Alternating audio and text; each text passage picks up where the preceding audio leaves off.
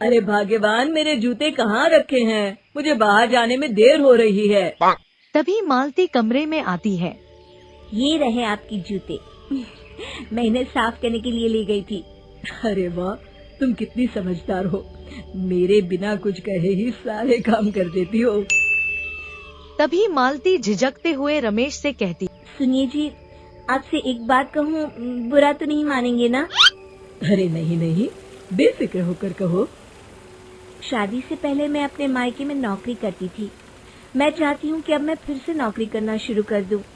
वैसे भी सारा दिन घर में बोर हो जाती हूँ।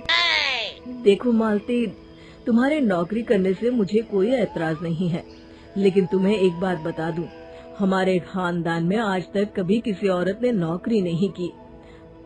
फिर भी एक बार तुम माँ से पूछ कर देखो, अगर वो तुम्हें नौकरी करने की इजाजत दे देती है तो अच्छी बात है।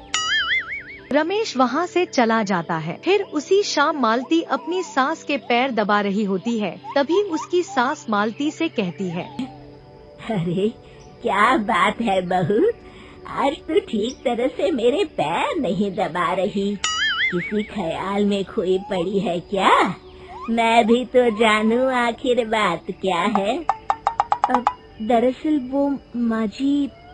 अरे हाँ हाँ बोलो, इतना सोच क्यों रही हो?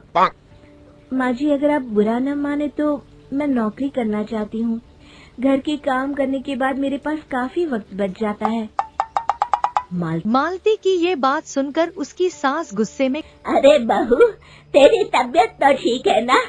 आज ये कैसी बहकी बातें कर रही है? भला हमारे खानदान में आज तक कभी किसी औरत ने नौकरी की है जो तू नौकरी करने की बात कर रही है? हैं?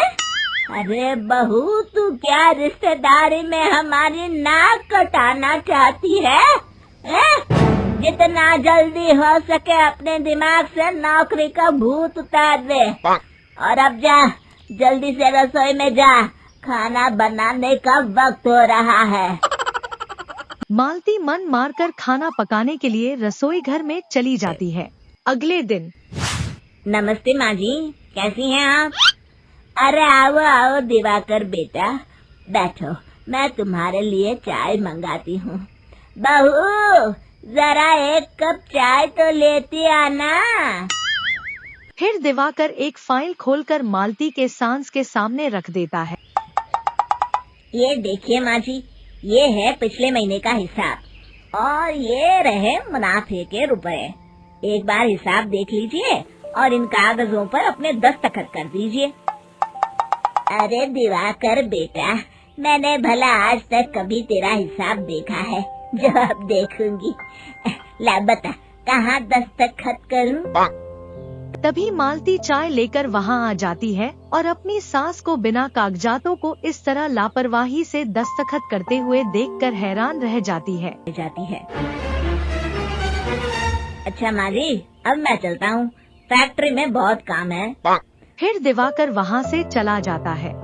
कुछ दिनों बाद मालती में कुछ सामान खरीद रही होती है। तभी एक बुजुर्ग आदमी उसे आवाज देता है, अरे मालती बेटी, कैसी हो? मुझे पहचाना? मैं तुम्हारी कंपनी में मुनीम का काम करता हूँ। हाँ चाचा जी, मैं आपको बिल्कुल पहचानती हूँ। कहिए, कैसे हैं आप? मैं तो ठीक हूँ। कंपनी में कुछ भी ठीक नहीं चल रहा, यहाँ तक कि हमें ठीक वक्त पर तनख्वाह भी नहीं मिलती। ये आप क्या कह रहे हैं?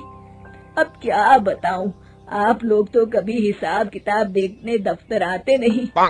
मेरी मानो तो एक बार आप लोग दफ्तर आकर सारा हिसाब किताब देख लो, आपको असलियत पता चल जाएगी। अच्छा बेटी, अब मैं चलता हूँ, देर हो रही है। फिर वो वहाँ से चला जाता है। वहीं दूसरी तरफ मालती घर पहुंचकर अपनी सास को सारी बात बताती है। तभी वहाँ रमेश भी आ जाता है, लेकिन मालती की सास मालती की किसी भी बात पर विश्वास नहीं करती। तभी रमेश कहता है, अरे माँ, बिना आग के कभी धुआं नहीं उठता। जब मालती इतना कह रही है तो हमें एक बार दफ्तर चलकर देख लेना चाहिए। वैसे भी हम लोग काफी दिन से अपने दफ्तर नहीं गए हैं। इस तरह किसी एक आदमी के भरोसे काम छोड़ना मुझे भी ठीक नहीं लगता। अगले दिन वे सभी अपने दफ्तर पहुंचते हैं और सीधे दिवाकर के कैबिन में जाते हैं। अचानक सबको एक साथ देखकर दिवाकर चौंक जाता है। अरे माँ जी, आप सब लोग अचानक यहाँ कैसे आ गए? अगर कुछ काम था तो मुझे एक फोन कर दिया होता, मैं आपके घर आ जाता। तभी मालती की सास कहती है, अरे दिवाकर बेटा, आज मैं हिसाब देखने दफ्तर आई हूँ। जरा मुझे पिछले 6 महीनों का हिसाब दिखाना तो बेटा। दिवाकर घबराते हुए हिसाब की फाइल मालती की सास को देता है। मालती की सास फाइल लेकर मालती को देती है और कहती है, ले बहू, देख ले हिसाब। मालती फाइल को गौर से देखती है और अगले ही पल उसे सारी गड़बड़ी समझ में आ जाती है। वो अपनी सास से कहती है, माँ जी, मुनीम चाचा बिल्कुल सही कह रहे थे। हमारी कंपनी में पिछले 6 महीनों में जितना मुनाफा हुआ है, हमें उसका आधा पैसा भी नहीं मिला। यूँ समझ लीजिए कि 1 रुपये में सिर्फ चवन्नी ही हमारे हाथों में आई है। मालती की बातें सुनकर मालती की सास गुस्से से दिवाकर को पूछती है, क्यों दिवाकर, मेरी बहू जो कह रही है वो सच है? दिवाकर समझ जाता है आज उसका भांडा फूट चुका है। वो गिड़गिड़ाते हुए कहता है, मुझे माफ कर दीजिए माँ जी, मैं पैसों के लालच में अंधा हो गया था। अरे वाह दिवाकर, तू तो एक नंबर का चोर निकला।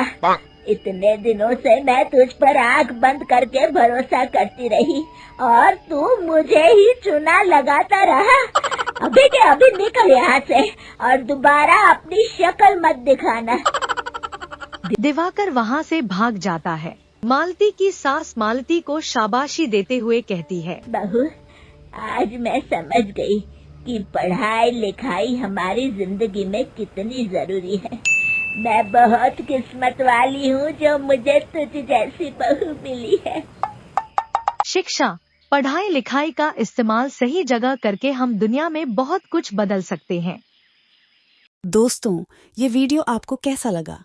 अगर आपको ये वीडियो पसंद आया है और आप इस तरह के और भी वीडियो देखना चाहते हैं तो कृपया हमारे चैनल को सब्सक्राइब करें और बेल आइकन दबाएं ताकि आप हमारे नए वीडियो के अपडेट्स सीधे आपके इनबॉक्स में प्राप्त कर सकें।